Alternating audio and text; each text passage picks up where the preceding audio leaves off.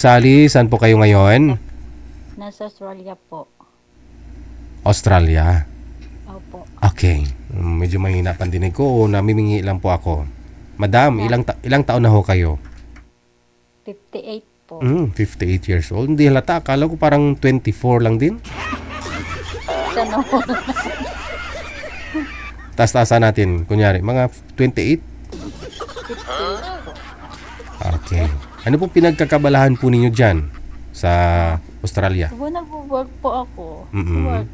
Day off lang po ngayon at saka bukas. Permanent na May po kayo dyan? po. Resident na po ba kayo dyan? Yeah, opo. Oo. So, ilang years na po kayo dyan, ma'am? 35 years po. So, dyan na po kayo nakapag-asawa, Yeah po. nag-build ng Pero family widow na anak. po ako. Widow na. Wala po akong anak. Ganun. Ilang years po kayo nagsama? 36 years na yata. 36 years kayo nagsama, tapos nabiyuda ka na. Opo. May anak naman po yung asawa ko sa una. Okay. May dati po pala siyang asawa. Opo. Mm. May tatlo siyang anak na puti. Australian po ang asawa ko. Mhm. So, kayo pong dalawa, matagal yung pagsama ninyo. Hindi po Opo. kayo binayaan, hindi po kayo nagkaanak. Hindi po. Hindi. Oo. Sino may diferensya? Siya po. Siya. Ay, ganun. Ay no, kasi nagpaano siya, nagpatali pa, after. Ay, ganun. Sa mga babae ho kasi pwede pong magpaputol, di ba? Yun po yung ligation, di ba? Sa lalaki naman, mayroon namang ligation. Nagpatali po siya. Tali. Ganun. Kapun ba? Yeah. Kapun. No. Oo, ganun po. At talaga po bang yung itlog niya dalawa, di ba? Yung tinalian yung dalawang itlog, ganun? May tali? Pinatali. Ay, hindi ko alam po pa sa pinatali niya. Hindi mo nakita? Ano lang, hindi ko alam kung anong gusto ginawa niya doon. Kasi nagkaanak na siya po, tapos ano siya. Pwede daw po i-reverse, but Di sana kahit man lang ibalik. Tapos kahit isa man lang maanak ninyo. Kaya nga. Paano yan? Okay lang po sa akin. So, kailan lang po kayo nabiyuda? Kailan ho siya nawala? 5 years na po. Di sana naghanap po kayo dyan para kahit papano makaanak pa kayo kahit isa man lang. Wala na po. Wala. Kasi 58 ka pa lang naman po eh. Bata pa. Eh? Oo. Maghihirap po. 9 months. And then, papalaki na. Never mind. So, kita mo, wala kang kasama ngayon, di po ba? Wala kang kasama dyan. Marami naman po akong pamangkin sa Pilipinas. Okay. So, saan po kayo dito sa Pilipinas, ma'am? Sa Zambales po, Botolan. So, yearly naman po kayo nagbabakasyon? Opo. Nung yung buhay pa yung asawa ko po, yearly kami umuwi. And then, when he passed away, umuwi din ako ni yearly, but 2 years now, hindi na ako umuwi muna. Maybe next year. Next year na ako uuwi. So, pinagkakabalahan mo na lang, trabaho, bahay? Trabaho, yeah. At saka kaibigan, o lalabas, katrabaho ko sa, Wala pong may malakas ang loob na ligawan ka? Kasi alam po ng mga nakakilala sa'yo dito sa Pilipinas, so, biyuda ka na, wala ka ng asawa dyan sa Australia. Nagka-boyfriend po ako nung 23, but 2020. LDR, mahirap po.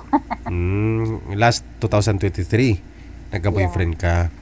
So, hindi rin po tumagal, naghiwalay kayong dalawa? Po, kasi mahirap pag LDR, at saka mahirap pang, ugali, yung moody. Moody tao. Okay. Ngayon po, anong gusto mo? Dito lang din po sa may Pilipinas? Kahit nandito sa Australia. Sino nga po yun, manager? Yung nasa Australia na yun nung isang gabi. Sino nga po yun? May asawa po ba yun, manager? Si Sir taga Australia, sa Sydney. Saan po kayo dyan sa Australia, ma'am? Dito po sa Tweed Heads, New South Wales. Tweed Heads, may border sa Queensland. Okay. May asawa po yun, manager? Si Sir Si Albino? Walang asawa? Sa Sydney po siya? Oo. Malapit po yun sa inyo, ma'am, Sydney? 1 hour flight 1 hour. lang po. By plane? Yeah. Okay. But pag mag-drive ka, it's only 7.5 hours. Tagal din, no? Pero siyempre may car ka naman. Manager, Yeah. si Sir Albino, ilang taon na po yun? 70 na. Mga ilang taon po ang gusto mo, ma'am? Kahit na same age. Same o- age, 58 po kayo, no? So wala po kayong balak na mag for good o gusto mo pang dyan kayo talaga? No, hindi. Kasi gusto mag-retire dyan sa Pilipinas naman. I'm not gonna retire here. Ah. So kahit 60, 70, pwede ka naman tuloy-tuloy trabaho pa rin dyan, no?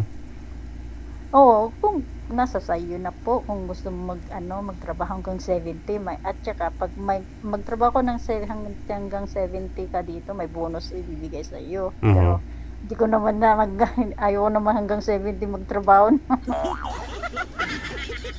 Pero yung iba po kasi, no, kaysa naman tumambay, magkakasakit lang daw, kaya hanggat kaya, trabaho. Pero ikaw siyempre, enough na po, no? Malaki na siguro yung pensyon na. Wala ka naman, solo flight ka lang naman po eh. Wala naman po kayong mga pinapaaral na, mga kamag-anak Wala mo. na po. Tapos Ayun. na. Pamangkin ko Tapos mo na. Ayun po mga sir, no? Mas prefer po ni ma'am yung nasa Australia na rin.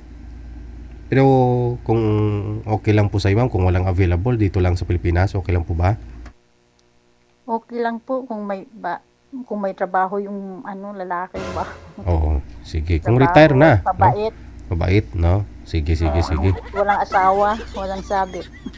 Alright, sige ma'am. Stay ka sa linya ha. Babalik po ako, may kasama na ho ako makakausap mo. Wapo mo pala, Gigi. Oh, thank you, Purya Usog.